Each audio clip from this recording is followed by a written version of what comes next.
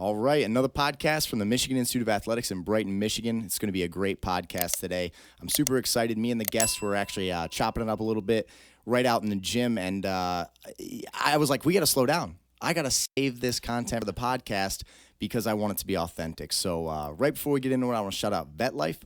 VetLife is a 501c3 nonprofit company. It's a company of veterans for veterans. Every veteran faces difficulties when they transition from active duty back to civilian life, and VetLife is there to ease that transition. If you want to reach out to VetLife, you can do so through Instagram or Facebook, or check out their website at vetlifetoday.org. So without further ado, I want to introduce Neal Ruhl. Did I pronounce that right? Absolutely, yep. Neal, this is how I start on my podcast. I don't want to talk about what we're doing yet. I want to build the man that you are first. So I want to go all the way back where you were born and raised, what you were like as a young kid, what the family life was like, and kind of set the stage for us into how you started into adult life, what you thought this life was going to be for you, and then we'll slowly build up to what you do today. Yeah, I mean, it's funny because it's the same. For real. Like, I'm being serious about that. It's literally the same from when I was a kid growing up in Roseville, Michigan, the son of a couple of factory workers that work for car part suppliers. Like 85% of the people that are in this area, somewhere down the line, that's where it was, and that's where it was for me. And mega into sports as a kid, which was weird because my parents weren't overly into them. They'd watch Lions on TV, Tigers on TV, stuff like that. But it's all I wanted. It's all I wanted to do. It was all I wanted to be around. It was all I wanted to read about. I mean, that's where it helped me. I was probably one of the few 7-year-old kids reading the newspaper every single day. That was back in the newspaper days. I don't know if you guys know about this, but the paper used to come to your house, and it was actual paper, and you read it, and you had to, like, turn the pages. It was really wild. It was a wild time to be alive. But that's really about it, playing basketball in my driveway and just kind of announcing the game as I'm dribbling, because I always thought I was going to be a player. I thought I was going to be a professional athlete. We all think that, right? And I thought that I was going to be a professional baseball player, professional basketball player.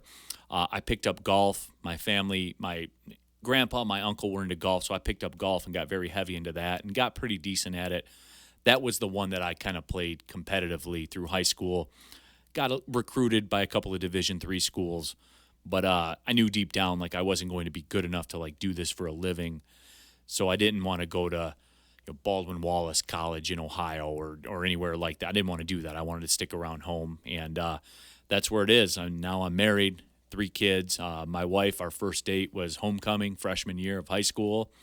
And I knew right then, I said, wow, you're never going to do better than this one here. Like, you're lucky to be with her right now. So, I always equate it to like when the Pistons picked Darko Milicic. I've always said that about my wife. My wife is Darko if Darko would have turned into Dirk Nowitzki. Like, that's what it is, because that's what she is now. So she's incredible. She makes everything go, and have 3 kids now, and that's what it is. So that's a long answer to your question, but I'm the exact same person that I thought that I would grow up to be. Which is, you probably don't get that a lot, do you? No, I love that. I love that. Most people go through, like, profound change. They go through life events or traumatic things in their, at a point in their story that shapes them into the people that they are today. I love to hear that, like, you had the American dream. Because I remember in the 80s and the 90s, growing up to be a sports star, that's what we all thought was going to happen. Thought, yeah. Like, I thought I would definitely play on the Dallas Cowboys, for sure. Like, before I found out I'm only going to grow to 5'9", like, right. That was kind of the cultural thing. Young boys wanted to grow up to be professional sports heroes. Mm-hmm. Probably from media and marketing. Like, that was the most desirable image in my mind. Like, that's what I wanted. What did you think it was about sports that sucked you in so much? Like, what was the appeal? Because it sounds like you had said, your family liked sports, but they weren't all in on it. It wasn't ultra passion. Like, my Uncle Martin had poured into me his love for sports, and then that's why I was, being like, yo, I'm going to play on my uncle's favorite team when I'm growing up. What was it about sports that really captivated you? Winning. Like, I enjoyed winning, and that's the one thing that's really carried over to my career now and what I do now. I've never been one that's really worried about money or income a lot. I worry. I'm consumed by winning, whether it's the game that we're playing or things like that. I enjoy winning. That's That's it. It's a little shallow, I guess, but that's what drives me. I mean, it is. It's what drives me. I want to get to the level where I feel I belong at, that I feel my skill set is commensurate with. That's what I believe, and that's what really turned me onto sports was simply winning. And the beauty in that is when you pursue winning or greatness, it's a never-ending journey, because every time you see this new level, this new plateau that you're trying to reach, you're like, can I be at that level? Can I broadcast for ESPN? Bingo. Can I get to that? Am I good enough? Am I good enough? And that quest for winning is like that internal battle and dialogue that forces you to bring out new levels of yourself, right? Right. And then when you get there, now all of a sudden you don't want to look on the even playing field anymore because you're there. Right. It makes you look back up and you go, can I be one of the best? Can I be the greatest? And those journeys are inspirational. When you look at the Michael Jordans and the extreme examples of winning across culture, there's just no way not to be inspired, because it is such a quest. It is an unrelenting, unforgiving, unforgettable experience and way to live this life. They're like, I'm fascinated by winners. I love winners. You probably feel the same way. You were just speaking to Josh Parisian. You can tell within moments of speaking to people like that the passion radiates from their core. You know what I mean? They're on a quest. So you're getting through high school. You're big into sports. What did you think life was going to yield for you right when you're getting out of high school? Were you planning to go to college? Did you have a career in mind? I did. I wanted to be a stockbroker. So I got done at Fraser High School. My wife and I both graduated. She wanted to be a teacher. She went to Oakland. Away she went. I wanted to be a stockbroker. I kind of did want to go away to school. I went to Saginaw Valley. And I settled in, and all right, I'm going to be a stockbroker, major in finance, let's go. And come to find out, there's a lot of accounting classes to be a stockbroker, to do finance and things like that. And I enjoyed math when I was a little kid, but when I talked about I love winning, and this is a character, like we all have character flaws, right? Like the sooner you analyze it, you can move on from it. And for me, and I've noticed this to some degree with some of my kids, have this exact same, I don't want to call it character flaw, but it is what it is. For me, it's, if I wasn't good at something, I didn't enjoy doing it. You know what I'm saying? Like, I needed success to continue to have a hunger to improve. If I wasn't good at it, I didn't like it. And, that was something for me. The accounting thing, it didn't come naturally to me for whatever reason. So I said, I kind of don't like this.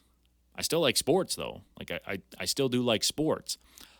My grades suffered a little bit. I work at like a 5-year, I call it a 5 to 7 year maturity curve, to where if I'm 27, I act like a 21-year-old. If I'm 30, I act like a 23-year-old. And it kind of goes up like that.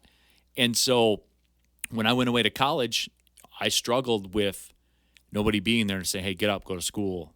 I did. I really struggled with that. I more struggled with, hey, it's time to go to bed. You got class in the morning.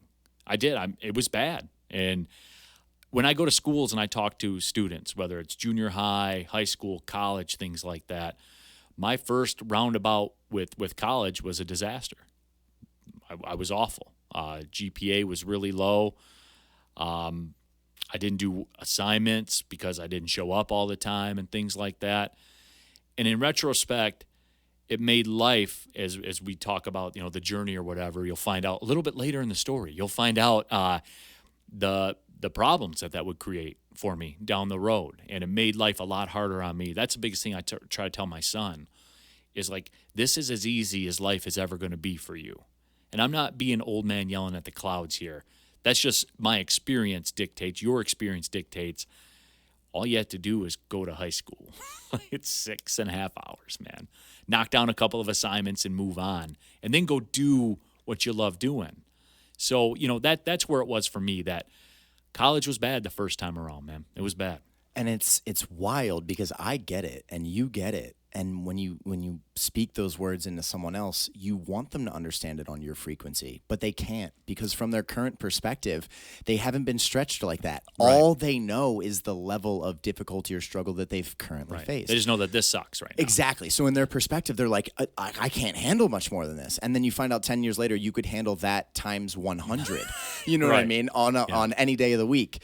But it's wild how we have to go through the growth a lot of the times ourselves. We can't just get that information and go, oh, yeah, my grandfather luckily told me this answer, and I can just avoid all these problems. Yeah, I apply his knowledge, and everything fell into place for me. And we ride off. If it was only great. it was that simple. Yeah, we could right. just pass this down, and everybody would avoid the pitfalls of normal society. When you started to feel yourself get off track, you weren't, giving your best. You weren't being as passionate as you knew you had the potential to be. Right. Because it sounds like during younger parts of your story, you had found times where you were giving your passion, you were giving your drive, you were being a winner, you were trying to excel. You find yourself getting off course from this. What does life look like in those periods when you're not having that chase, that drive, that passion? And then what finally put you back on course? Because you're saying, like, my first time around, my initial experience. Right. So obviously you got it back together. What did life look like when you were off track, and what started to spark you to say, Neal, we can do better than this. We can level up, etc. I mean, the same as everybody else who's been through some of the similar things that I have. I mean, just kind of working crappy jobs and, just kind of bouncing around. In the meantime, though, I'm still my girlfriend at the time, and my wife now. I'm still with my girlfriend and everything, and she's got it popping, right? Like, she's together. She's taking classes in the summer. She's graduating a semester early. She's a winner. She's a winner. She's winning. Like, she's out there dominating and driving in her field and accomplishing what she set out to accomplish and all those things. And it was cool, and I was happy for her, and we were getting along well and everything like that. I was just kind of treading my tires in life. Again, working those jobs you work when you're 21, 22 years old. What were you doing? There was a couple of them. I was a maintenance man in an apartment complex, which is funny because I'm awful with my hands. Awful. But there was like a formula, right? I picked up the formula. There's a common problem with a furnace. It's one of four things. And if it's not one of those four things, then we have to replace it and stuff like that. So I would go through the checklist. And if you're intelligent, you can handle those types of tasks. Right. You're just not going to enjoy it. Yeah. You're not going to be passionate It's about it. awful. You're like, this is terrible. Yeah. But you can get through it. Yeah, which, as we go back later in life to where I am today, that's my biggest I'm trying to think of a good term to use this for. That's what I'm sad for the most with people who do those jobs every day. The biggest thing in my life is when that producer, if I'm doing MLS soccer for ESPN or if I'm doing Oakland basketball for TV, radio, whatever, when that producer gets in my ears and like, all right, Neal, 30 seconds, 15 seconds. The regular person working a regular job will never know that feeling. And look, I've never done any kind of drugs or anything like that in my life. And I always talk about, we talk about like the opioid epidemic and heroin and everything like that. And I always say, what person in life were struggling and said, once I started doing heroin, everything got okay. Like everything worked itself out. If that feeling that I get when the producer's like 30 seconds, if that feeling is like heroin, then I could understand how somebody could get caught up in it. You know what I'm saying? I know that's kind of a dark way to look at it, but that I just want to illustrate to everyone the feeling that I get that not everybody gets to get. 100%, and it's so desirable to you. Now that you've had that, if you tried to get into any field or any job or any way of life that didn't yield that type of like, it's a full thing. It's an excitement. Yeah. It's an exhilaration. It's a oh man, let's go, let's win. Absolutely, if that's life what it is. doesn't have that, it becomes so monotonous, so bland. Depression will set in. That's what you're speaking on. I get it 100%. Yeah, it's just I love that feeling because there is no bigger truth teller in broadcasting than when that light turns on. When you turn these lights on in here, it's go time. And to quote Drake, we gonna see, because we're gonna see. If did you do the work? We're gonna find out. We're gonna find out about 30 seconds. We're gonna find out if you did the work. And when you've prepared better than anybody else in your field prepares, like I feel that I do. I'm not the most polished broadcaster. I didn't go to Syracuse. You know that because I didn't sit down and say, I'm a broadcaster. I went to Syracuse because that's what the Syracuse guys all do. No, don't worry. They'll tell you. I'm not the most polished broadcaster, but I believe people relate to me because I'm real. Real. Because I'm the son of two factory workers here in the suburbs of Detroit, like everybody else around me is. I'm real in that perspective. When I broadcast a game, I'm not talking down to you. I'm excited to be there. Every game's different. Somebody asked me that the other day. I was speaking at a high school. What's your favorite part of your job? The fact that I've called hundreds, probably pushing 1,000 games now in my life, and no two games have ever been the same. That's what we go back to about monotony and everything like that. And my parents did it. And I'm not speaking down to it. My parents did it. Working at a factory, making the same part every single day. You don't get that. Every part's the same. My career's like the exact opposite of that.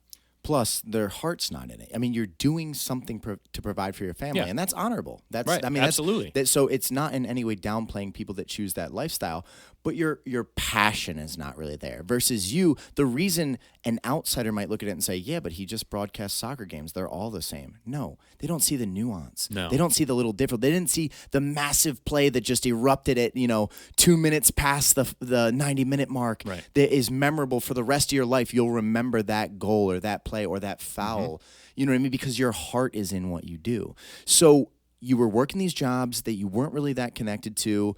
Had you considered broadcasting at that point? Like, how does that start to come into the picture? And then what really gets you to start believing in yourself? Obviously, winners always have a capacity for self-belief. Right. So it's not like you just had to find that. But what really started to open the doors to tell you, like, this might be the future for us? Yeah, it's funny. The self-belief thing was almost a detriment, too, in that, well, once I get through this and get to the spot where I want to go, things will work for me, because that's the way that it goes. I actually read a story in Sports Illustrated. I don't know if you guys remember the Arena Football League. They had a team at the Palace called the Detroit Fury.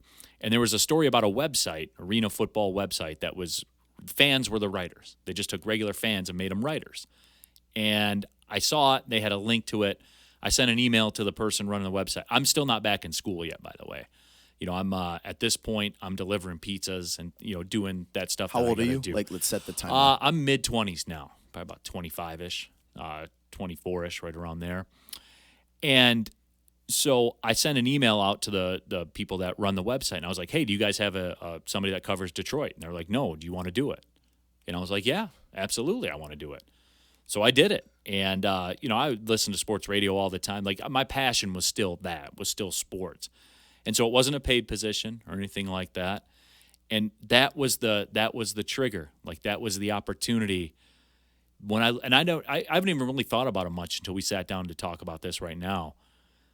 That unpaid job that I did for 2 years was a catalyst for everything that's happened, to me, to all the private jets and the NCAA tournaments and the MLS matches and all that stuff. That unpaid job for 2 years was a catalyst of how I made it. So think about that. You saw an opening. Mm-hmm. You were willing to put yourself out there. Do you want me to do this? Can I take a shot at this? You were willing to face rejection. They could have said no, but you took a shot at it. Yeah. You had an unpaid job that some people might look at and go, I'm not doing that. It's unpaid. I'm not wasting my time. I need to be paid for.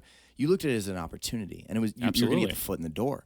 And you're going to have something on your resume, and you're going to have an opportunity to build your skill set that you would need to go to a higher level in that field.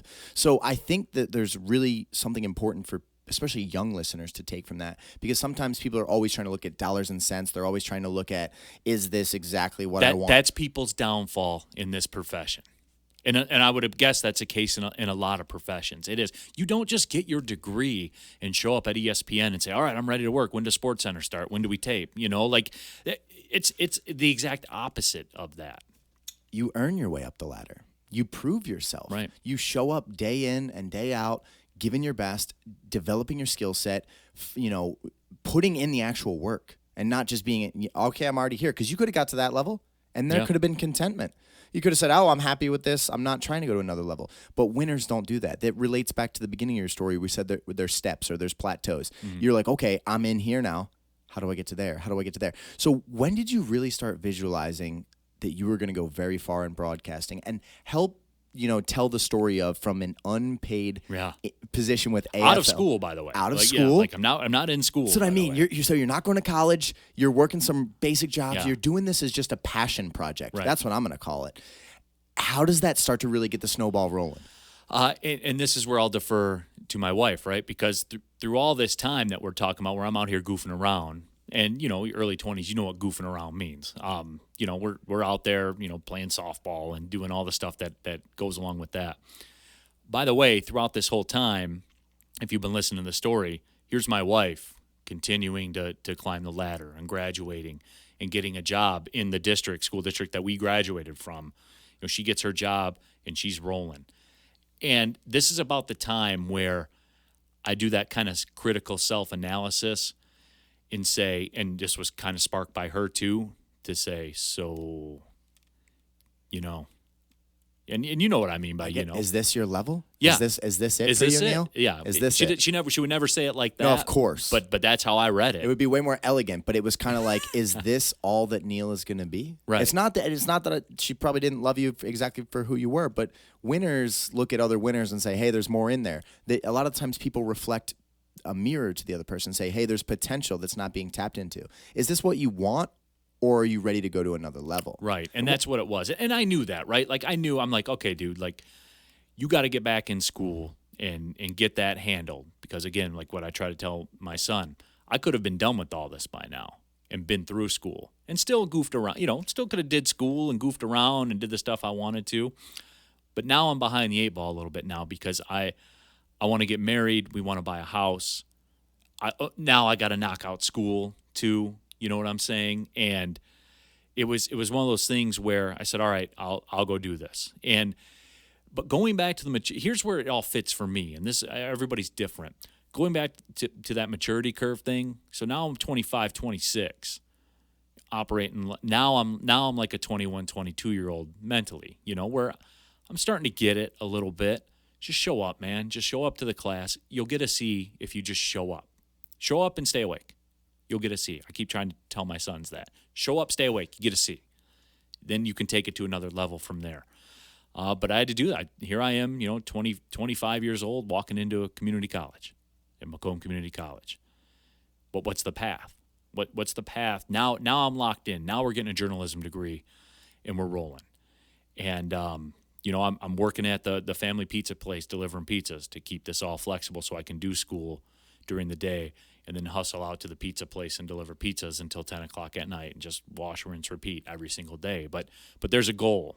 It's a long ways off, but there's a goal to get this school thing wrapped up. So that's what it was, man. It was kind of that, that oh shit moment where, you better get your act together because she's rolling and, if the train will leave the station with or without you.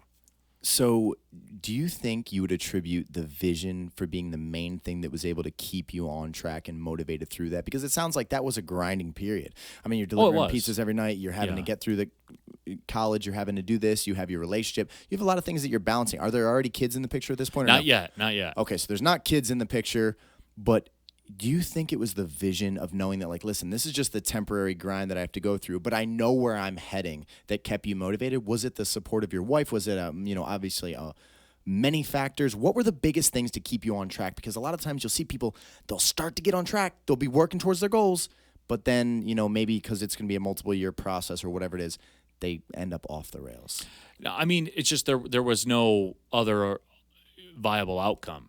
It had to be this way. You were all in. Yeah, it had to be this way, and that's not just for me. Like, I'm not saying, hey, look at me. What a self-starter and great motivator I was. It was more like the fear with her and all that stuff. I mean, for real, it was, and not like a fear that she puts out there.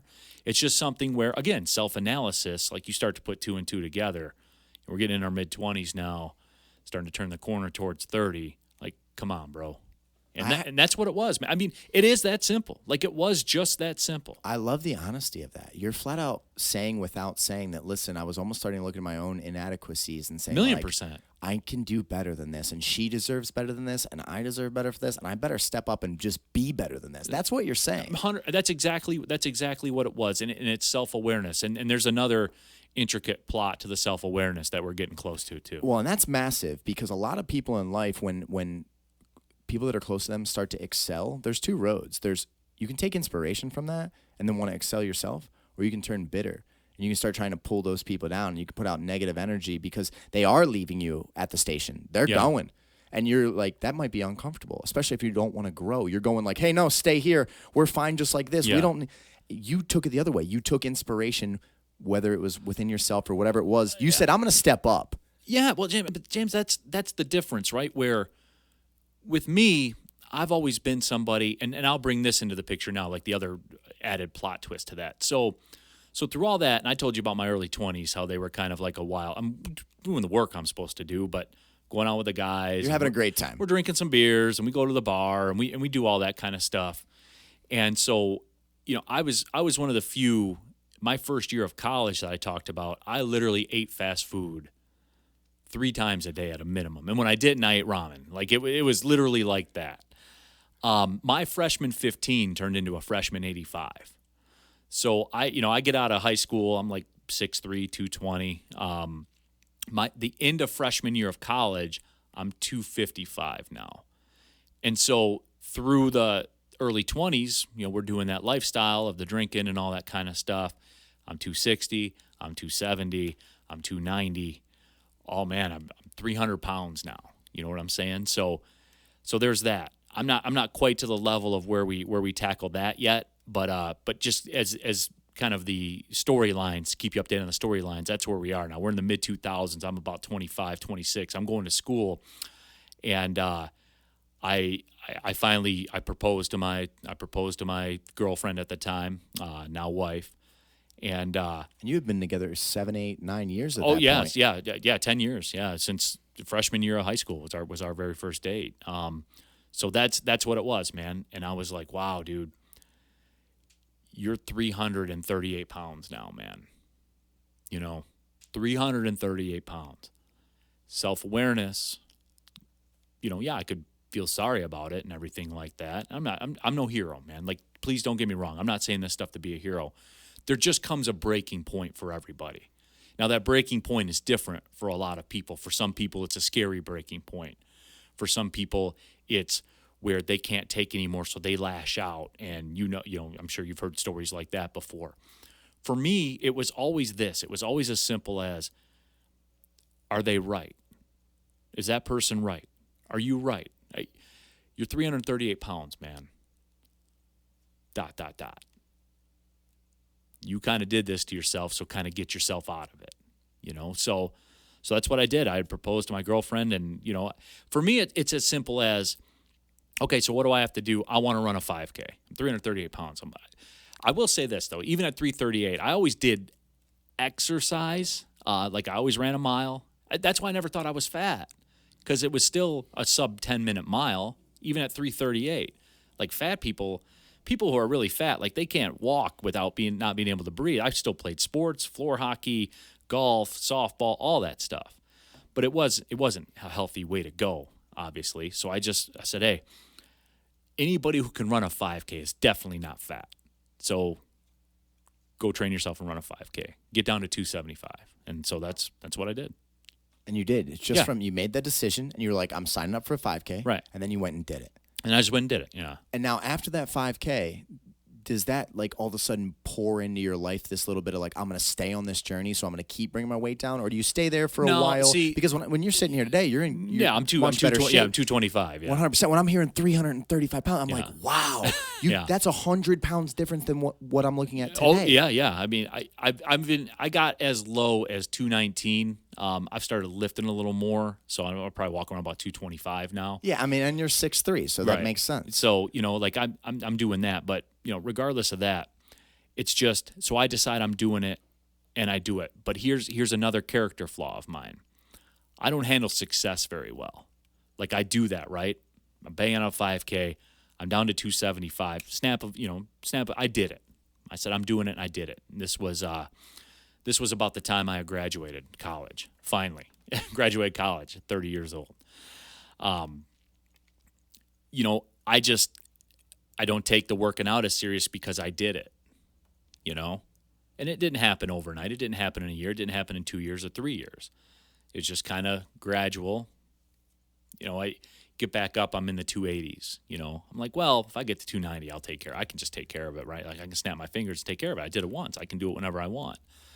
And so it just kind of, as I graduated college and I got my first break in broadcasting, which is a good story too, I'll have to tell you that one. my weight is trickling back up now. And by the way, we had just gotten married too. So we're married now and all that. So you get married, you're getting towards the end of college. Yep. One thing before you tell the story about your first break, because I think that's going to be really important. Yeah. You said, I don't handle success well. No. Why?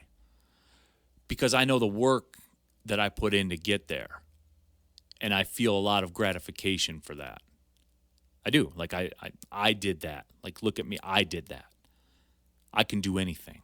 I can just go back and take care of it. I can do anything. So you're almost able to let yourself slip because there's always that like, yeah, but I'll just fix it if I do, versus like keeping it consistent.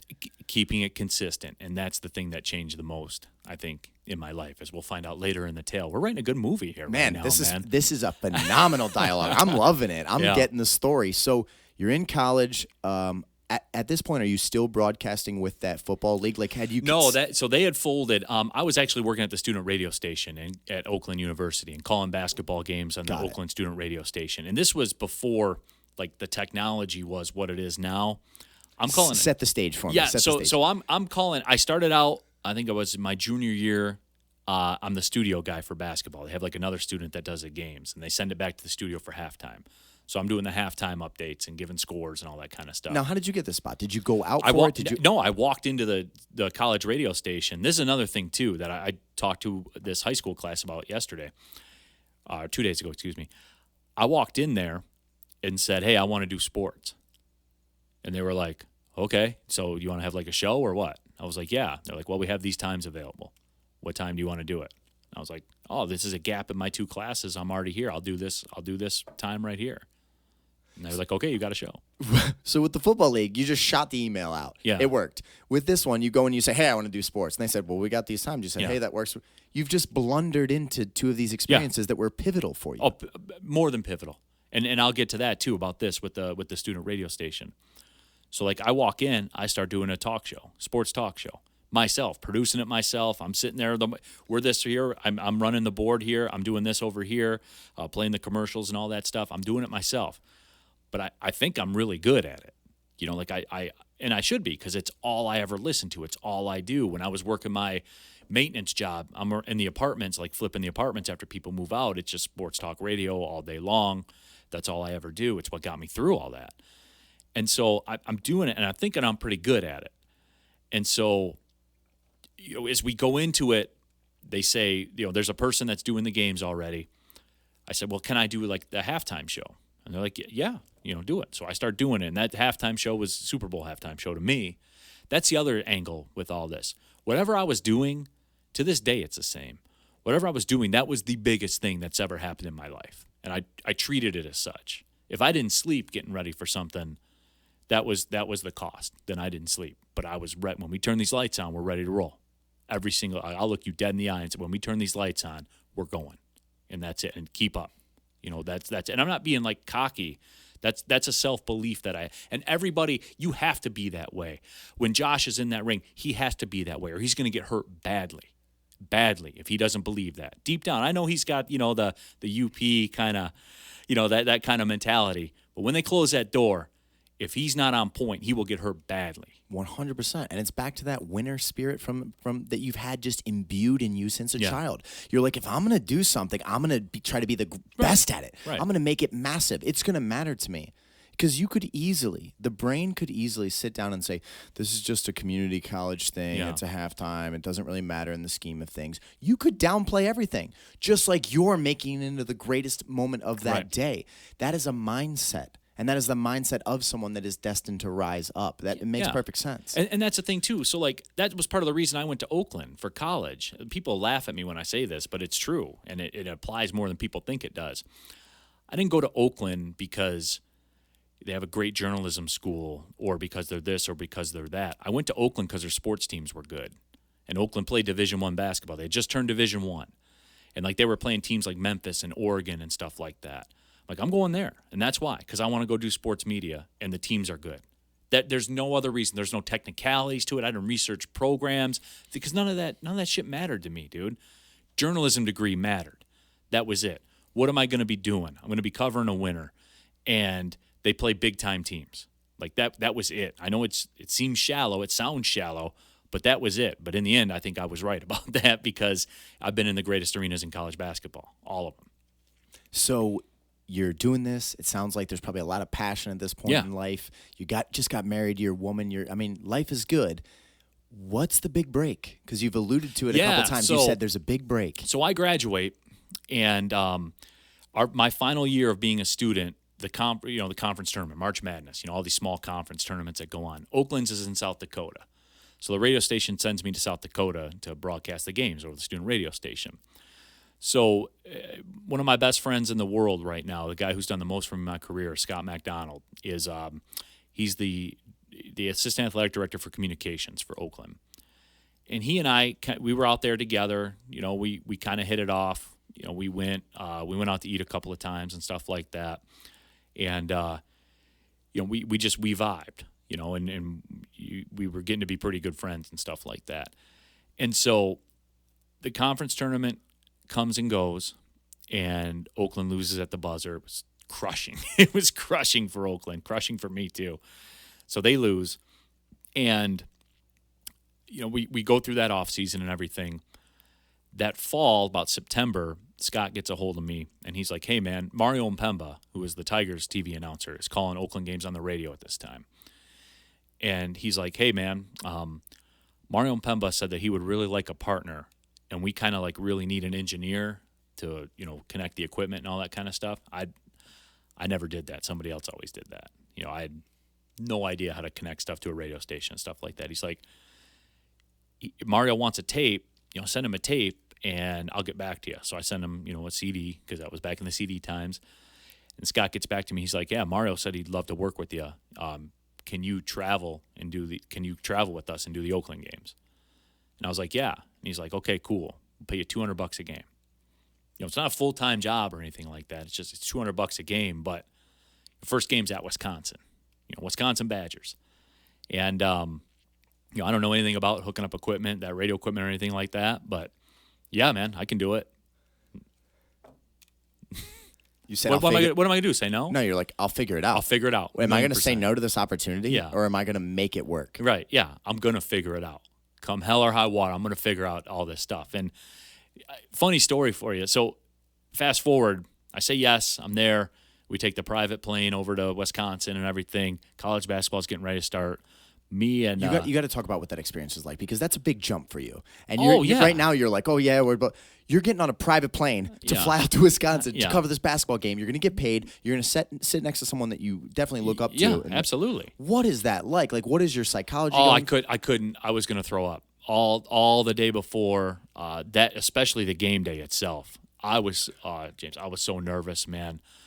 I had to call my wife, and I was like, I'm so nervous. And that's how you talk to me now, right? You can't see that, right? Like, you could never see me being like that. But I was terrified.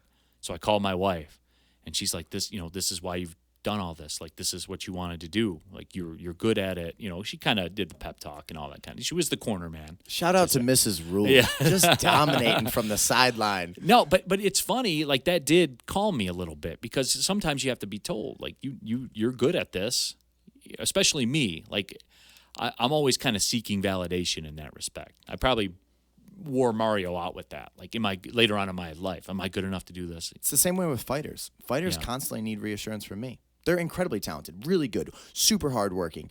They have all these characteristics that should make it obvious that they have capacity for success. But sometimes that's just that little push from someone that you care about, being like, "You've got this. You did put the work in. This is what you love. You do have greatness." You know what I mean? It is an important aspect too, and that's why your circle really matters. That's why the people you keep in your life matter. No doubt. And so we get over to the arena that day, and we're about an hour and a half from the game. I'm getting the radio stuff set up. Won't connect. I'm like, what is going on here? And I don't know. I'm not an engineer, man. Like, I have like a skill set of 2 steps. Going back to the furnace thing at the apartment complex, there's like 3 things that I can do. If they don't work, we're screwed. Like, that's it. And I'm trying to fix it. Now we're 20 minutes before we go on air. Still can't get it connected. Now I got the IT people coming over, from there. Now we're 5 minutes before. And Mario's like a professional, Major League Baseball, been with the Angels, been with the Tigers, obviously Emmy Awards, all that kind of stuff. And I see him like kind of tensing up a little bit because he's used to somebody. He's like me, like he's used to somebody doing all this stuff and it's set up and there aren't any issues. And so about 30 seconds before we're supposed to go on air, I changed up one of the things and boom, we got it connected and we got on the air. But we get on the air and I have the returns turned up too high and everything we say is echo, echo, echo, yeah, in our ears. And Mario's never used to dealing with that kind of stuff, and I didn't know what to do. But I learned something that day too. He just mentally blocked it out and called the game. It was incredible. But that's where I learned how to do that too. Consummate professional. He had been doing it his whole life, and he was like, okay, this is a setback. This is frustrating, but it's not taken away from my job. I'm going to still be the best out here. Absolutely. That's an amazing experience. So that's what it was, man. And we were off and running, and I'm making, $200 a game, and we're doing 15 games a year. So now the trajectory of your life, at least in that aspect, starts really ramping up. Kind of give me, and don't skip any details that you think are important for the story, but kind of help me understand, because now, do me a favor, quickly do a rundown from the audience of the man that you are today, the things that you've covered, what you your current position, and then let's fill the gaps between those stories, because even from there to now, you are worlds beyond that now. Yeah, but I mean, that almost didn't come to be. I mean, today I work at Oakland. I do every single game for them on radio and television, TV-20 here in Detroit. I do Detroit City FC, all their matches on TV-20 and ESPN+. That has kind of led me. I've done some MLS matches recently for ESPN+, like the national broadcast. I filled in for the Pistons. We can get to that part, too. Being on that airplane, it was a little bit different for the first time. That I do talk for Woodward Sports Network, which is a huge thing. I do a show with Darren McCarty. It's all like another plane or another show or all that. Like I'm at the top right now. I mean, again, not being cocky about it. Like I'm making a lot of money. I'm doing what I want to do for a living. Life is popping right now. It really is. That's just to give you the comp of where we are back there. Where I don't know if we're getting on the air in Wisconsin. No, that's perfect. That's what I wanted to quickly capture, because imagine if you could, as yourself right now, pop back to that young kid that's trying to figure out these wires and say, hey, don't worry, kid. You're going to get to this level. You're going to be crushing it. You're going to be taking over. You know what I mean? It's an amazing thing, and sometimes we lose sight of the fact that, like, listen, you might have even failed that day, and that still didn't mean that you can't get to where you are now, right? So we got to remember that, like, it's all part of the journey. When you look back, you can connect all the dots that led you to sit in this chair. It's all part of it. It's all part of it. Going back to the student radio station where they'd send me, when I was doing the play-by-play for the games, they send it to me for the start of the game. There were no commercials. There was no halftime. When they sent it to me, I'm talking for the next 2 hours. Figure it out, But looking back on it, there's no issue you could have right now that if we were live, I couldn't. Woodward Sports today, we were out on location. Something happened. I got to fill. Like I'm ready for every possible scenario has happened. And honestly, by going through the different scenarios, that's how you learn. That's how you grow. That's why Mario was able to stay so locked in, because he had probably been through it. And it was an incredible display. That I'll never forget that day. It was an incredible display by him. So start to tell me now, we're up to that point in your story. You have your first kind of big break. You took a private plane. You've had this experience a long time. Going. Yeah, you're going now. We're going to ESPN. We're going to CBS. Yeah. Start to fill me in on the story. Like now that the momentum's coming to your life, your wife has got to be loving the fact that you're passionate, you're fired up. Let's keep the ball rolling. Yeah. We had my first son, Cristiano. We had my second son, Marcello. I'm going into my third year now doing Oakland. Still $200 a game. Still delivering pizzas. It's cool. But the last road trip we were on, Marcello got sick for the first time. And I'm on a bus going through Louisiana. And this is the first time Sylvia's had to deal with this. And she's there on the island. Like, I'm not there to help. I'll never forget that feeling. If she ever watches, I'll never forget that feeling. I know exactly where I was, the highway I was on, all of it. And I'm not there. You know what I'm saying? Like, I'm not there to help. And, Marcello's got a 102 fever. So she's never dealt with it before. She's freaking out. So there's that. And that was kind of like the initial crack in the foundation, I guess you could say, was that. So we go into our third year. I'm still making $200 a game. I'm still delivering pizzas. And now from November to January, for every day I'm home, I'm on the road for a day. She's starting to get tired of that, which, again, it's one thing to say I'm making $100,000 a year and I'm gone. to whereas I'm making $200 a game, I'm making $400 for the trip, and I'm gone. That's different. It just is. The money matters. That's why I'm still here doing this, because the money mattered to me. So, yeah, that's where that was, man. And that's an important part for us to talk about. This is the most important part. You have to find the balance between the family, work, how it actually fits in realistically. Yeah. Making a switch in your brain that says, even though I'm loving this and everything, I can't be just getting $200 a game and not spending time with my kids. I can't be on the road on a highway in Louisiana, find out my son is sick. God forbid something was to happen. I would trade all this in a second to be there with my family. Right. So let's start to open those chapters. So that's what it is. And now we're 4 years in, and it's still $200 a game. And we go to the NCAA tournament, right? Call an NCAA tournament game. Do another police escorts to the arena, all that stuff. We're playing Texas. They got Tristan Thompson and Corey Joseph that still plays for the Pistons, and we're the very first game of March Madness that day. And, it's the top, right? This is the absolute top.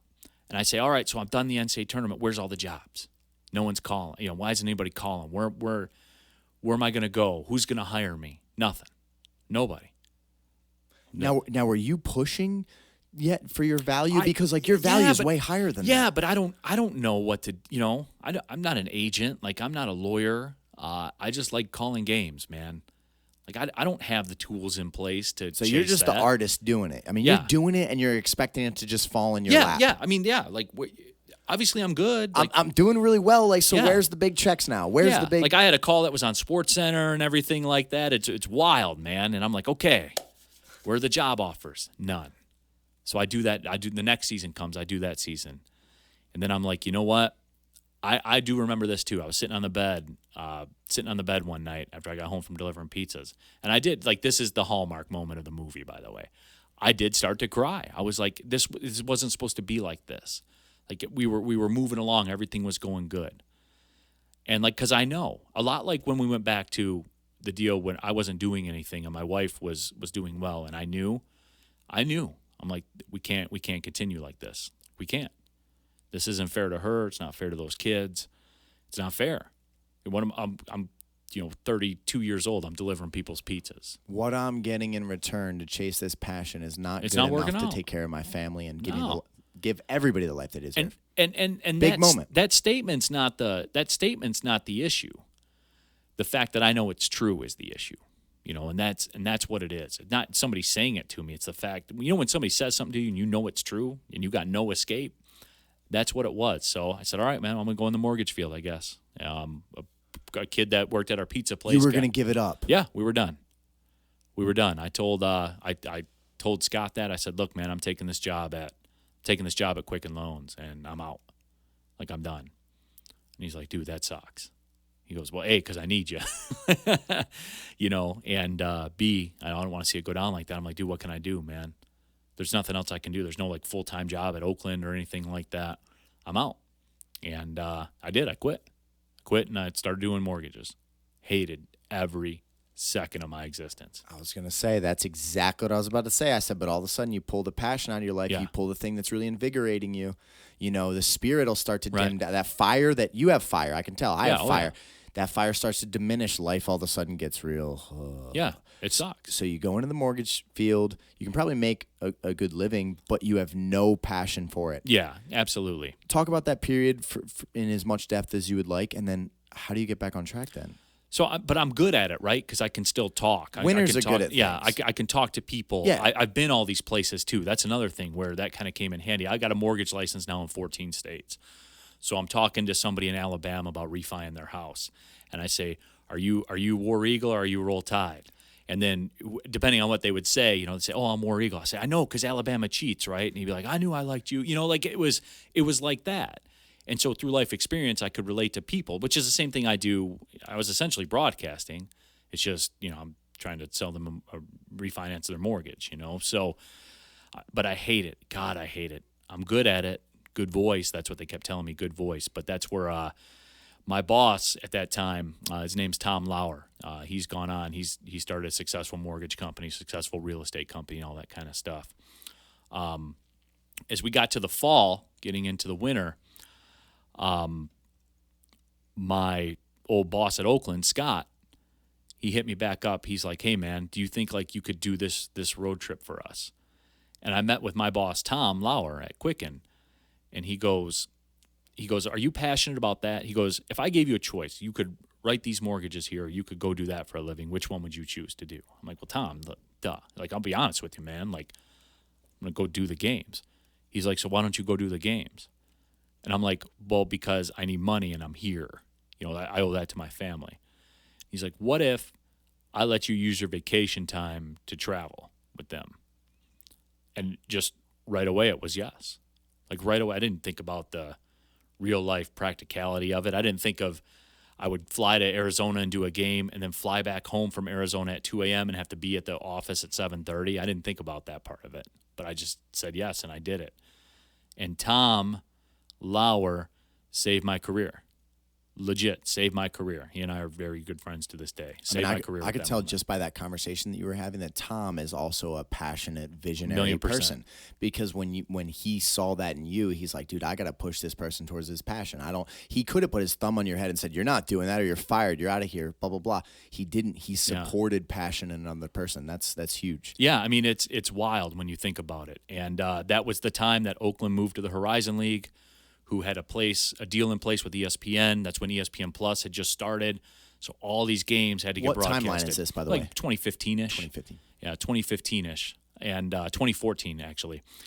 So they have a deal in place. They need somebody to call every basketball game, every soccer game, every volleyball game, every baseball game, every softball game. It's about 75 games a year. And I told my buddy Scott, I said, I can do all these. I said, but I gotta get we gotta get to a number somehow, some way. And they got me to like $35,000, and it was all the money in the world to me at the time. And he said, but you got to run you got to run our social media and all that. I didn't care. Yeah, man.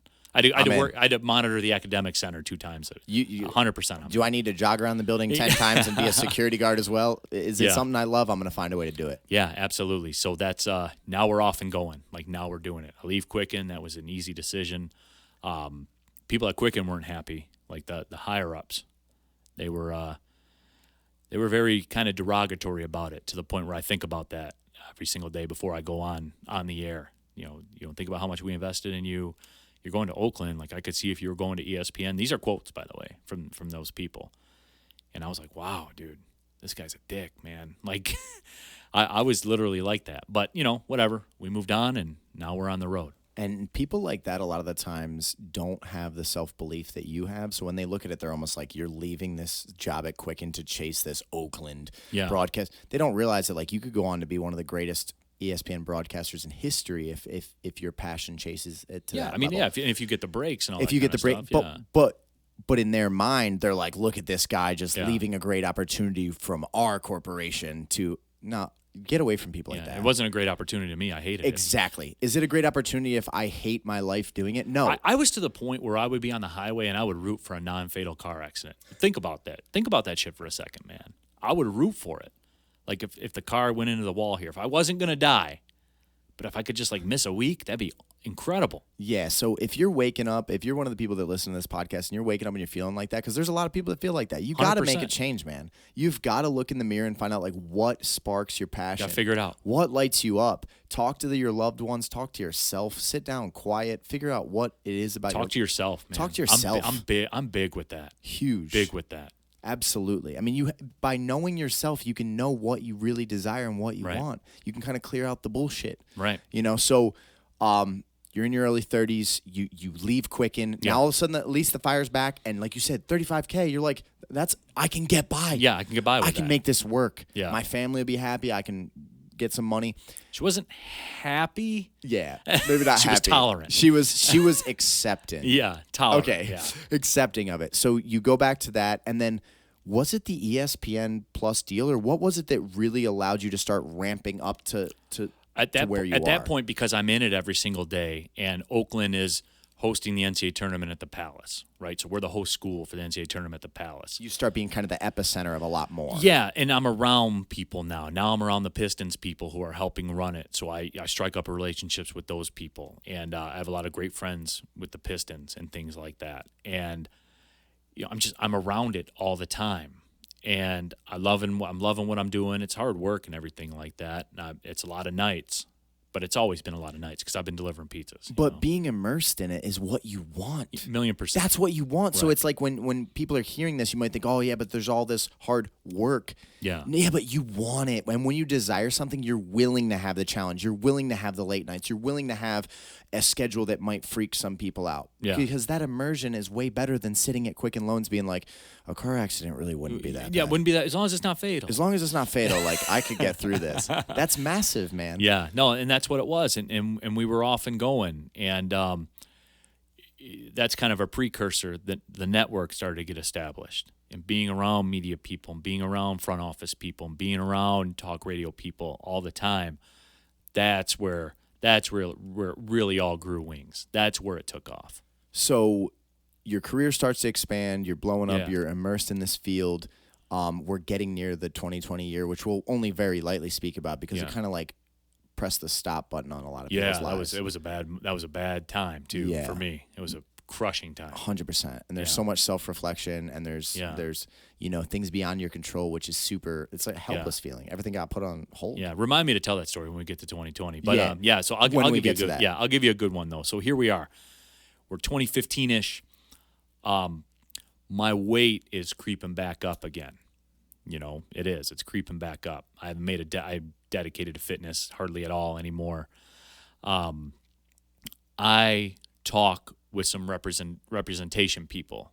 I'm in the Final Four at Houston. I talk with some representation people about, what does this look like? What do I have to do? What tools? How do I get to the next level of what I want to do? Get me some people that know how to make this stuff work. Basically like an agent for you, is Bingo. that what you're saying? Yeah, bingo. He goes, I'm going to have a real talk conversation with you right now. He's like, this is an appearance-based business, and you're too big to sell. He goes, your voice is great, your passion is great, your knowledge is great, but appearances matter. And he's not wrong. Again, looking back, that conversation ends, and he kind of walks away, but he tells me, he's like, hey, here's the strength program people that you can talk to and the dietitian people you can talk to. Just there's no charge for any of it. If you're serious about it, you'll do it. And if you're not, you won't. And good luck to you, man. I hope things work out for you. And he walks away. And I'm like, like most people would be like stunned or shocked or all that kind of stuff. I do what I always do. Bro, there's two roads. There's either bitterness, resentment. It shouldn't be that way. I'm not going to do that. I don't have to do that. Or there's like, you know what? This man is trying to help me. Yeah. And it is unfortunately a reality of this business. And that's I didn't even look at it that way, like this man's trying to help me or anything like that. I was like, is he right? It is the truth. Yeah. And if you have a relationship with the truth. And who knows more than you, right? I knew. Like I could see myself. I know what the scale says when I step on the scale. I knew. And that was the day that day was the day that started to, when I sit here and tell you today, I'm 6'2", 6'3", 225 pounds. That was a day that was in motion. It was a really simple conversation with a dietitian and a strength coach. I haven't had more than 30 grams of sugar in a day since that day in 2015, except for one of my son's birthdays. In 2019, he asked me to eat a piece of birthday cake. So I ate a piece of birthday, and I felt dirty doing it. It was really weird. I felt dirty doing it, but I transformed everything I did. I quit drinking beer. I was still going to drink. Like I drank, gin and vodka and club soda and water, and that was it. I've gotten onto coffee since then, but, like black coffee and stuff like that. So you just told a part of the story that I really want to dig into a little bit more, at least give a perspective on, because I'm going to relate my fighters into the story. I try to tell them, you guys need to understand that everything adds up. Everything. Mm-hmm. Every single little bit that goes into this massive piece on whether you're going to be successful or not matters. Your image, your branding, the way you carry yourself, the way that you learn to speak, how articulate you are, right. Your imaging, whatever it is, you might not like some of those avenues. You might resent the fact that we put a certain image on television. You might resent certain things. But that doesn't change the fact that it's true. That right there is the most powerful part of the statement we're having right now. The truth is what matters. And then the better you establish your relationship with the truth, and then what you can do in regards to that being the truth, you then seize your power back. If you want to change the entire system and tear it all down because you say, I should be able to be 350 pounds and be on television, That's a journey that's going to be very difficult, and you're welcome to pursue that. But you went the other route. You went, you know what? He's right. Mm-hmm. That is the truth. And you know what? I am a winner. And I got myself to run a 5K before. Right. So I can do it. Yeah. How bad do I want this? Do I want to go to the next level? Or that guy almost looked at you when he said, hey, best of luck, man. Yeah. Kind of like most of the people in your shoes probably won't do it. anything Probably about it, won't do the work because it's lifestyle change. Right. But if you want to go to the next level, you're going to have to do this. And that's what I try to guide so many of these young kids that, like, listen, you being a professional fighter at the highest levels is not just going to be your skill. And a lot of them want it to be that way. They want it to be like, if I'm the best fighter, I should be able to get the best opportunities in the world. What if you don't market yourself at all? What if you don't grow off fan base? It's not just fighting. Exactly. It's not just fighting. What about if you're not a figure that we can really – it's entertainment business. It's a following. It's someone that's worthy of attention. It's how you speak, how you live, how you – and if you resent those things, you're only going to hold yourself back. 1,000,000%, man. And that's what it was. And that's why – So then you flipped it, Neal. You flipped the switch. Just like that. It was hard for about 3 weeks, and then it's just the way life is now. Like it is. It's just the way life is. Now, did you start to see success coming from, like, you start to change your life, you get your health in better order? Absolutely. Let's talk about that. I mean, that's, that kind of coincided. The Pistons called me for the first time, and just out of the blue, they're like, hey, we need somebody to do the Pistons-Wizards game in D.C. You available? Now, going back on when I get asked these questions, the answer is yes. Through all this, my entire career, I've never said no when somebody asked me to work a job. Never. Because I want you money. say yes, and then you figure it out. And then you figure it out, man. And I had like an Oakland game to do. Now, luckily, my boss, Scott, was very, very understanding. No, we want you to call an NBA game. That's a little bit better for us than you calling the soccer game. So there I was, man. And no matter what happened, I've done, multiple Pistons games since then. No matter what happens, because that's my goal. I want to get to the NBA. That's like the highest level of, obviously it's the highest level of broadcasting for basketball that's out there. And if I never get there, I was on that plane once, man. You know what I've had that microphone before. I've done it. I've done it. No matter what happens. That's like with you guys and fighters that you've trained or stuff like that have made it to UFC. Say they were 0-1 and got knocked out and never got back. I love people like that because, damn it, you were there. You were in the arena, man. You were in the ring. You did it. You made it. There is no, in my eyes, there's no difference between you and Bones Jones or whoever. There is no difference. You guys were coworkers. You were. At some point, you were coworkers. So let's talk about some of those massive moments because I can already see you lighting up just remembering. Yeah. Talk about the first couple big moments that, like, whether it was the Pistons game or, like, what was the first time where you were like, this is the dream that I've been chasing that I need to acquire? No doubt it was that first Pistons game. Tell me about that first Pistons game. I mean, you show up, dude, you get on the plane, and it's not like a Delta plane. Like, it's a Delta plane, but it's, like, made for 50 people. There's ottomans. You put your feet up when you're sitting in the chair. Are you with the team? Yeah. I'm on round ball one with the team. There's Andre Drummond making $30 million a year, and there's $140 million payroll on this airplane. Between the players and everybody like that. It's intimidating, man. It's really intimidating. And a cute story about that. So we fly out of Oakland County Airport for all that. We get there, and everyone's just kind of sitting in the terminal waiting for them to tell us to go through to security and everything. And they're like, yeah, guys, we're going to get you going in 1 second. We're just waiting on FAA clearance from one person, a Neal Ruhl. Once we get his clearance, then we can leave. And I'm like, oh, shit. $140 million payroll, multiple-time All-Stars. And and we're waiting on me. Hey, guys. Hey. We'll get you a handle real quick for you. Can I get you another drink? What do you need?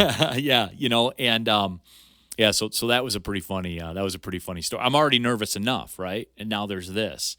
And ironically enough, I don't know if you're a big Pistons fan. You remember Josh Smith that played for the Pistons? Lightly. I mean, I watch basketball, but not closely. Not like that. So he was a guy who kind of signed a big contract, and things didn't work out. He didn't play up to the level that he probably would be the first one to tell you he should have been at.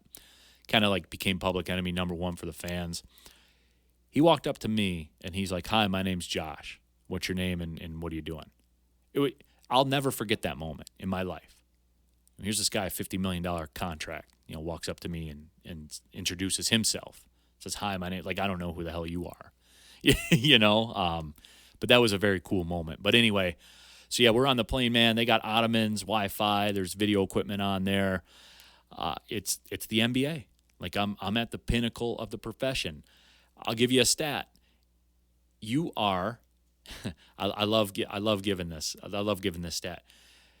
You have a 90% less chance of making the NBA as a broadcaster than you do as a player.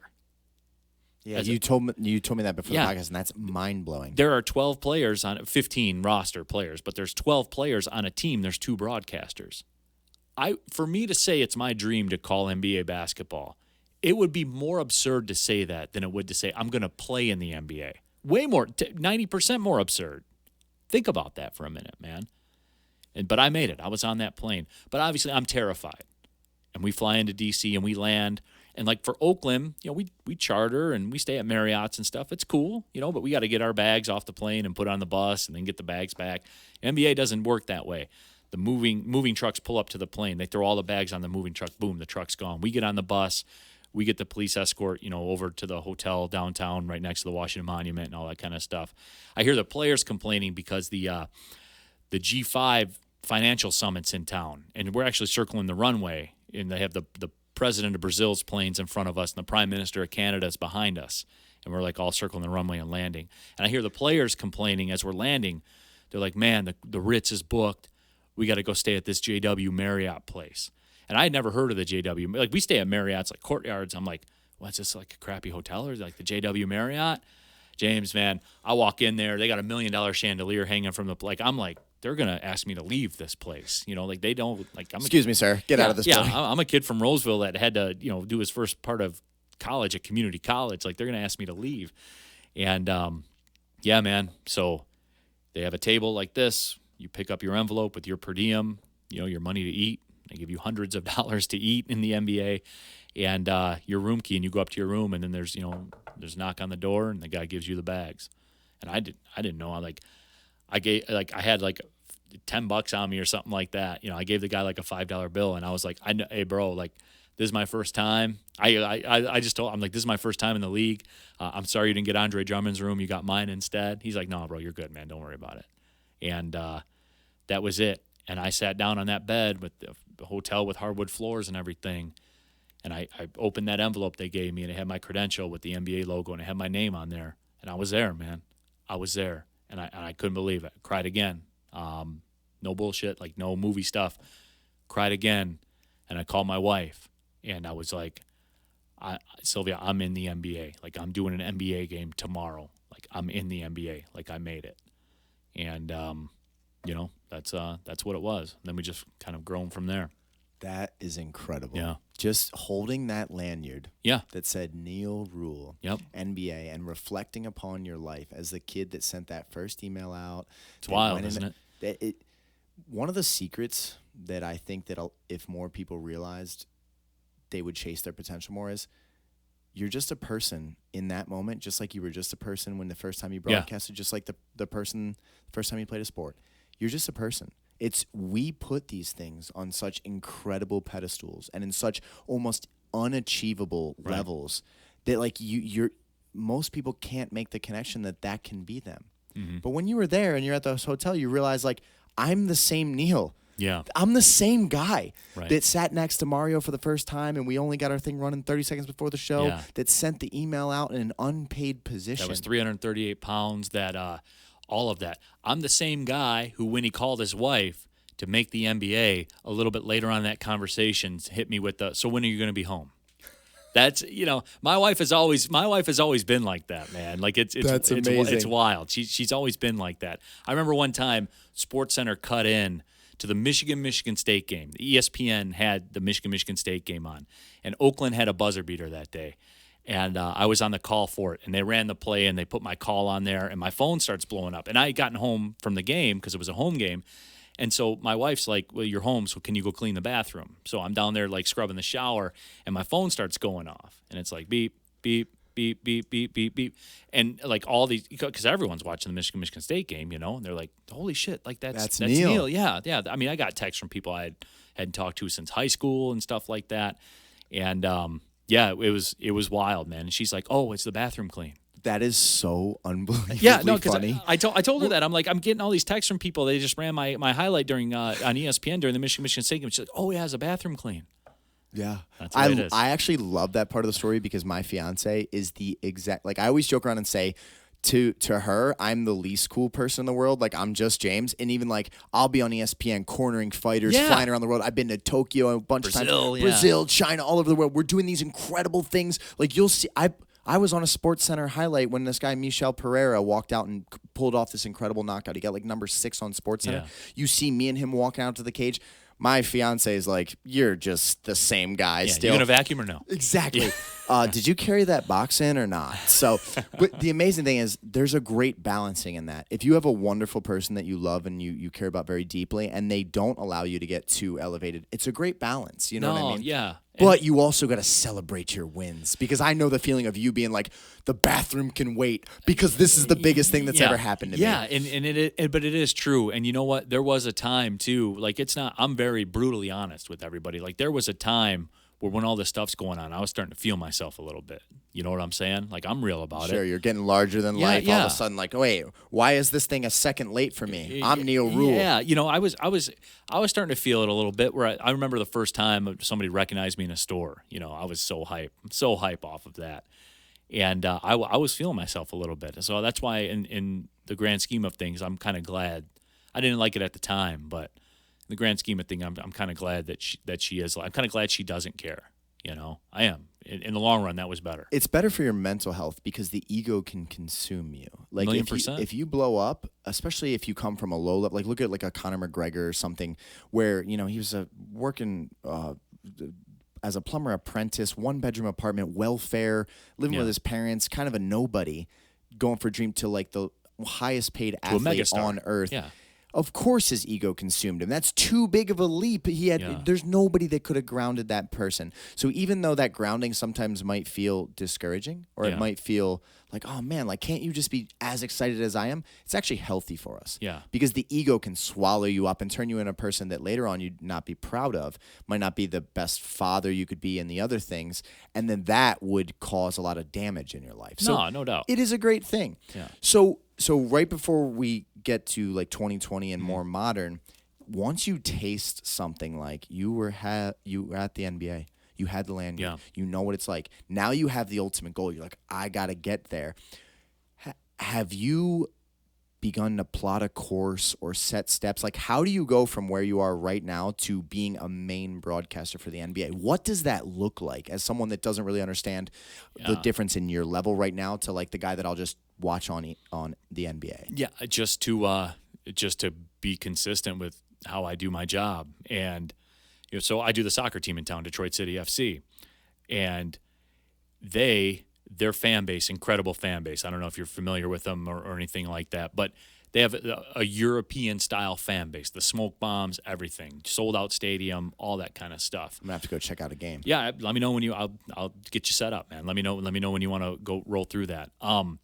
Yeah, it's one of those things where I'm the only broadcaster I've ever had, and it's gone from like streaming at a Detroit Public High School at Cass Tech to now they fly me to Florida to call the matches for ESPN Plus and all that kind of stuff. And you know, the growth of the club has been incredible, and they continue to win.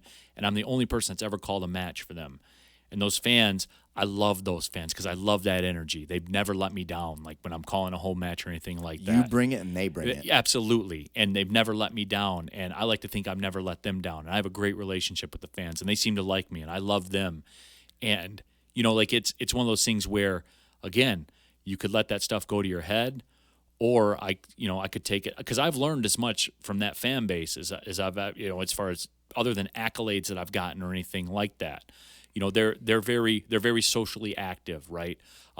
Certainly within the gay community and the LGBTQ community and stuff like that. And they brought stuff to my attention that I knew, but I never really thought about, let alone like dug into and found out, you know, the situations behind it and how the world can be a pretty nasty place to people like that, and we'll leave it at that. No, 100% it can be. That's a factual statement. I've seen it. I've talked to the people. It fires me up thinking about it right now, to where before at an earlier part, I could have let that adulation, really just really consume me and things like that. But instead, they've taught me as much about stuff that I knew or didn't think about, or just show me like a newfound respect for things that are out there. And that's one of the forefront things there, to where like I'll always be an advocate to that. Like it's not the way that I live my life or anything like that, but people are people, man. And like there's no room for hate in the world and all that kind of stuff, dude. The pursuit of happiness should be universal. Universal, man. Whatever that looks like to you. As long as you're not trampling on other people. Yeah, you're within the confines of the law and you pay your taxes, man. Then you should be able to pursue your happiness. 1,000,000%. 1,000%. And that's something that they've really opened my eyes to. And that's something where I try to learn from everywhere that I go, man. So we got to briefly talk about the 2020 thing. Yeah, sure. Because again, and we don't have to dig into any like political things or anything. Yeah. But like the world got put on hold. Your job probably got put on hold because sports all shut down. Right. They came to a screeching halt. Yeah. And that's a great time for self-reflection, evaluation, reformatting goals. So tell me a little bit about what 2020 looked like, and then we'll talk about like kind of where we are at the modern state, and that's how we'll that's how we'll ride out. It was crushing. 2020 was crushing. The Pistons had called me. I was scheduled to do Pistons-Lakers. You were going to do Pistons-Lakers in April. Pistons-Lakers in April. Then I was going to travel with the team to Milwaukee and do Pistons-Bucks with Giannis, and they ended up winning the NBA title. So you're on top of the world. Stuff. Yeah. You're excited. So and those are two big checks, obviously. Later on that month, I was lined up to do 4 soccer matches down in Florida for ESPN Plus. 4. That's so life's good. I mean, it's looking great. Yeah, you're it was, and let's just bottom line it. I mean, dollar for dollar wise, that was going to be phenomenal. Yeah, it was going to be an $8,000 to $10,000 month by the time everything was all done. I mean, it's big time money we're talking about. Gone, just like that. And just being back and doing the Pistons and things like that. There was like a year gap between like Pistons games that I was able to do, and I was fired up to be back. I'm going to call LeBron, and then the next night I'm calling Giannis. That's it. Like before I did Pistons Thunder when they had Durant and Russell Westbrook, and it was Kevin Durant was something I had never seen before in my life. I was like, oh my God. Yeah, this is your pinnacle. This is what you're chasing. Like that level of athlete. That's how you've seen it 100 times, I'm sure. It's magnificence. It's something that's hard to put into words. Yeah, when you see greatness, you try to encapsulate it, but you almost can't because it just. Like I said, it's inexplainable. Right. And that's what it was, like seeing Kevin Durant and all that kind of stuff. I mean, he's just such an unbelievably fluid athlete. Now, I never got the chance to call LeBron. That was sad to me because he's arguably... It's LeBron James. Yeah, like arguably one of the 5 greatest players to ever play the game of basketball. So it was crushing. Now, I was lucky because Oakland continued to pay us. So, I never had to go down that road of wondering where the money was coming from or stuff like that. But it still sucks, right? Because that was going to be a possible $10,000 month, and I was going to call Giannis and LeBron. Like that was going to be that was going to be a lifetime memory, man. The first time you call LeBron, the first time you call Giannis. And I want to say I was robbed because that's grandiose. It didn't work out that way, I think is the best way to put it. So life had other plans. Life had other plans, sure. And, I've always held firm to this too because people ask me about the travel and the hard work and stuff like that. I was like, man, my dad didn't miss a day of work for 19 years in a factory making parts. I mean, that's adversity, dude. Like I jump on a plane. That's hard. Yeah, that's hard, man. Doing something that I know he didn't like. And I've never, next time I talk to him, I'm going to ask him about that. Did you hate it, man? Like, be real with me. Did you hate it? Did you hate it the way I hated mortgages? Because if you did and you still did it, then you're a better person than I am. Like for real. The way you just said that, I feel so deeply like I feel that way towards my father because I couldn't have done what he did. Yeah, I would have broken mentally 100 times over. I would have been like I would have been just. I don't know what would have happened. A broken shell of myself. Yeah. And then when I look at these people, like when it sounds like your father, I have so much admiration for someone that was able to sacrifice everything to do something that wasn't lighting a passion in them day in and day out. I'm going to ask him that. I've never asked him that. In all these years, I've never asked him You that. absolutely need to, because it's incredibly honorable. I couldn't do it. I am moved by passion. Yeah, me too. I'm moved by my emotions. You know what I mean? And I have to be chasing something that matters to me. Yeah. And like I said, nothing but inspiration from the people that were able to do that. I just know it's not me. Right. And that's where I was too with it. And again, I've been incredibly lucky. And when you start piecing it back together, you're around incredible people. That stuff's true, man. Like everybody that you know, there's somebody along the way that helped them. I've had multiple people, my boss Scott and my wife Sylvia, obviously, my old boss Scott Mcdonald, to Tom Lauer, to Mario Mpemba, and the list goes on, of just people that they've kind of nudged me in this direction. That's why I'm here. It's not because of me. So the NBA, do they randomly select? I mean, not randomly, obviously, but do they just bring you guys in like an independent contractor for these games? Because it sounds like you're being selected for individual games. Are there no broadcasters that are just regularly on? Yeah, like they have like their voices. Like George Blahat's a TV guy, and Mark Champion's the radio guy. But they're humans and they have lives, and some days they can't make it to work. Yeah, it's a lot of games, a lot of miles, all that stuff. Sometimes they can't make it. So once you get on that kind of list, you're on the list for one of the people that they're willing to reach out to. And if you never say no, 100%. If they know that the Neal's picking up the phone and he's saying yes and he'll figure out the details, it's more likely. 100%. Have you done any NBA games in 2020 yet? No, I haven't as of recently. I haven't. The opportunity hasn't presented itself. So, but that's still the goal. The goal is I'd love to be the voice of the Pistons one day. Yeah, man. I mean, I love that. Yeah, that's what I want to do. But in the meantime, I love doing the soccer, and I've worked my way up. I called my first MLS matches this year, which was huge for me. Which game did you call your first one, MLS? My first MLS match I did was about a month ago. I did Real Salt Lake. They were playing in the U.S. Open Cup. So I did Detroit City FC against Columbus Crew when they beat them in the Open Cup. That next day I did Real Salt Lake, and then they brought me back. And I did Minnesota United against Colorado Rapids. They had a tornado that touched down just outside of Minneapolis, so the game got stopped after 17 minutes, and I had to stay an extra day and come back the next afternoon because it couldn't just be easy, right? Like that's just the way that it works. So I got a couple quick questions Sure. I'm going to fire off to you, and then, man, we've gone almost an hour and a half. Oh, wow. Phenomenal dialogue. I think there's so much good insight in here about passion, about chasing greatness. So I'm going to ask you a couple quick questions. Yeah, let's do it. Role models, whether it's athletes, whether it's people, whether it's role models. Who have been the people that you've looked up to, that you think you've taken inspiration from, whether it was colleagues, whether it was people that you watched, like whether it was someone that when you were a young kid, like Troy Aikman, when I was 8 years old, I'd have his jersey on, and I was like, I'm going to grow up and be that man. You know what I mean? Like, who are the really influential people to you at any stage of your life? I mean, like my wife, just the way that she goes about her business and does everything. I would say she is my biggest role model because she's changed who I am as a person, and she's changed my value system and things that I think about and stuff like that, and what I value, what I think is important, how you should act, all that kind of stuff. She changed that.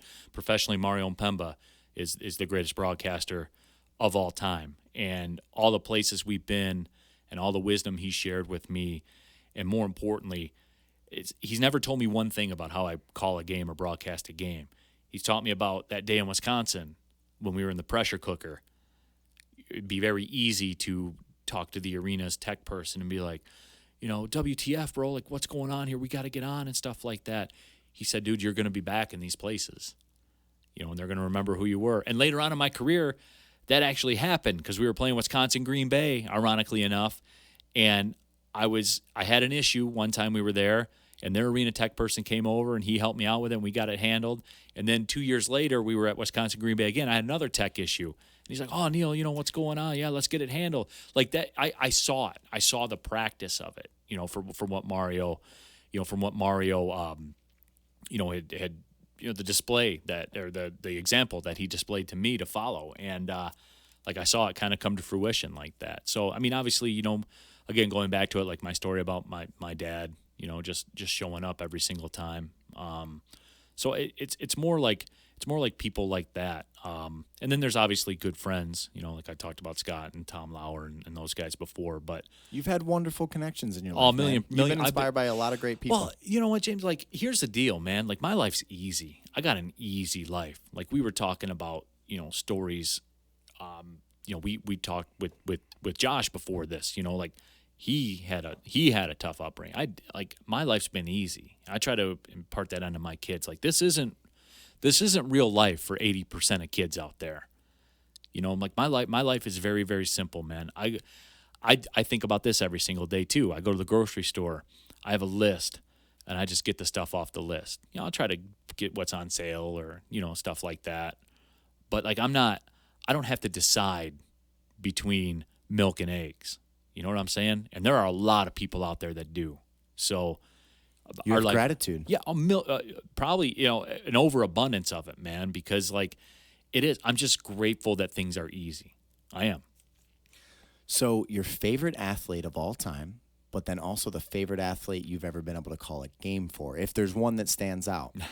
I know that's putting you in a really tough spot as a broadcaster. No, it's cool. My favorite athlete of all time is probably Barry Sanders. Barry Sanders and Barry Bonds.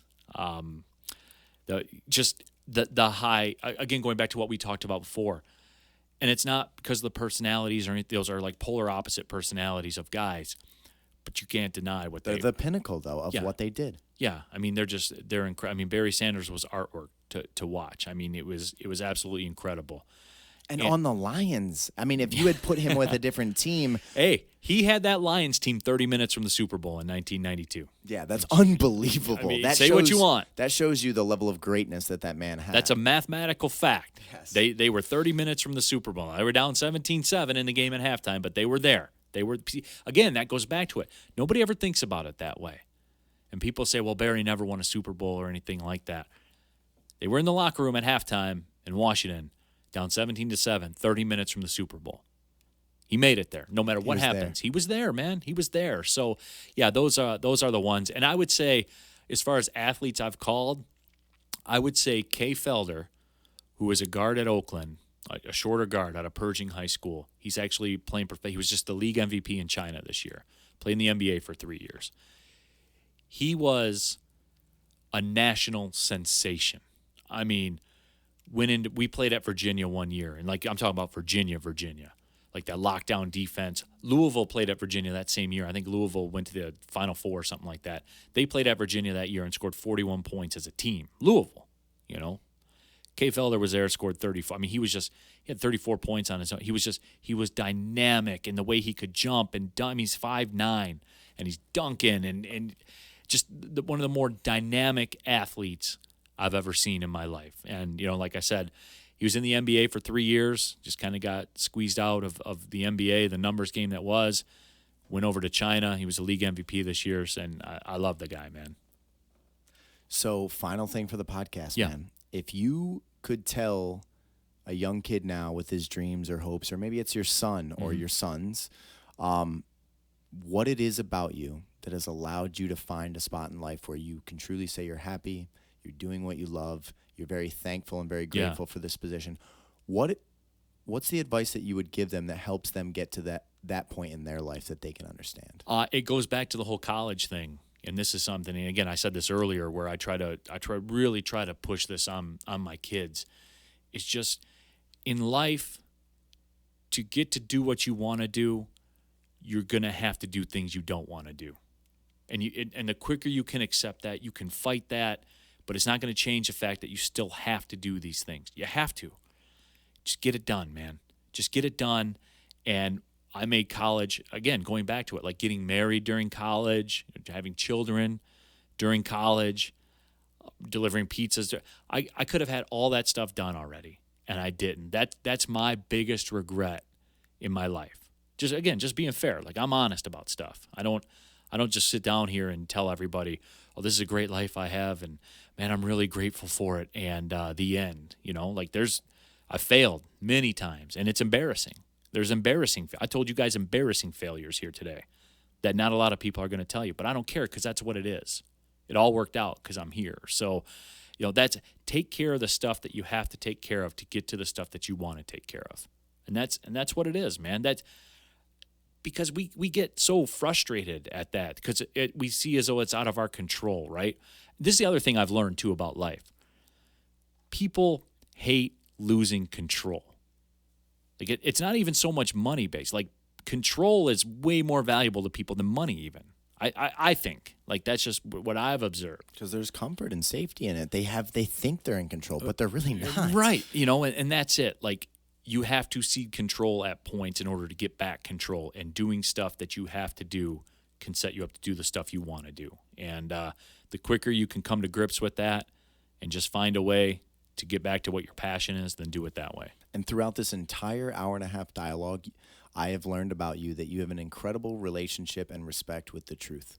You just are extremely good at grounding yourself again and recentering yourself and accepting the truth for what it is. Yeah. And because of the truth, you react accordingly and you respond accordingly. And you put the work in where it's necessary.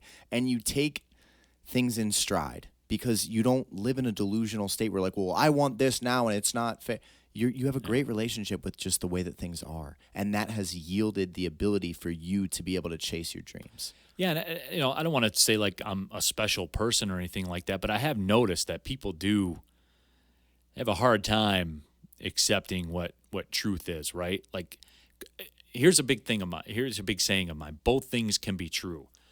Like, yes, this part of it can really suck, and it's not fair, and you're right, it's not, but it is.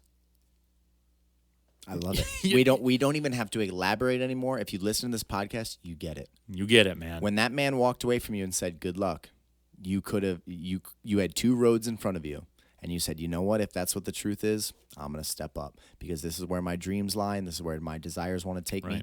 I'm going to make the changes." And maybe people can call it luck, they can call it coincidence, but maybe that's why you're living the life that you desire, because you are able to make the right adjustments when necessary. You're able to meet the right people. You level up. You can take constructive criticism from your wife or colleagues or whatever it is, and you can get to that next level. And that's all the way back to the little kid story of the steps on the way up, right? Yeah. Getting to the next level. 100%, man. So, Neal, this was an incredible podcast today. This is one of the ones I have enjoyed. This is my top 5 favorite episodes. Oh, wow. And That's I've done over statement. 100. But it was such a authentic, genuine dialogue, and it lays a blueprint for so many people that want to live a life that they value and that they care about. And it was an honor to sit with you here today. And we'll wrap this thing up. All right, man. Appreciate your time. Thanks for having me out, brother. Thank you very much.